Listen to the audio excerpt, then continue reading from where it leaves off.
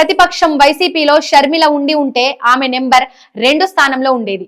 అందులో ఎలాంటి సందేహం లేదు. కానీ పార్టీ అధికారంలోకి వచ్చిన తర్వాత జగన్ షర్మిలను పక్కన పెట్టడం తెలిసిందే.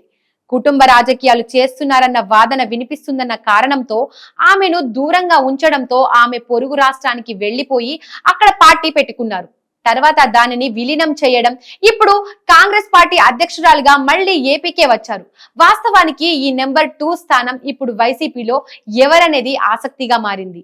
2012-14 మధ్య జగన్ జైల్లో ఉన్నప్పుడు పార్టీని ఎవరు నడిపించాలి, పార్టీని ఎలా ముందుకు తీసుకువెళ్లాలి అనే విషయంలో పెద్ద ఎత్తున చర్చ జరిగింది.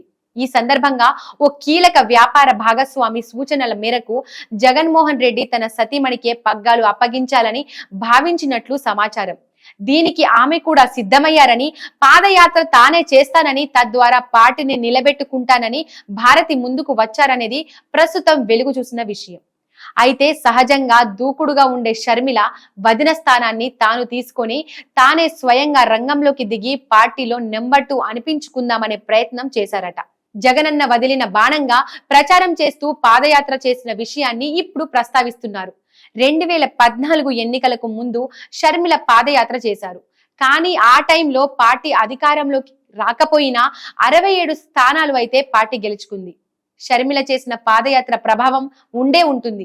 ఇక తర్వాత 2019 ఎన్నికల సమయంలో షర్మిల, విజయమ్మ ఇద్దరు కూడా భారీ ఎత్తున ప్రచారం చేశారు. పార్టీ అధికారంలోకి కూడా వచ్చింది. దీనికి ముందు జగన్ బెయిల్ పై వచ్చి సుదీర్ఘ పాదయాత్ర చేపట్టడం అందరికీ తెలిసిందే.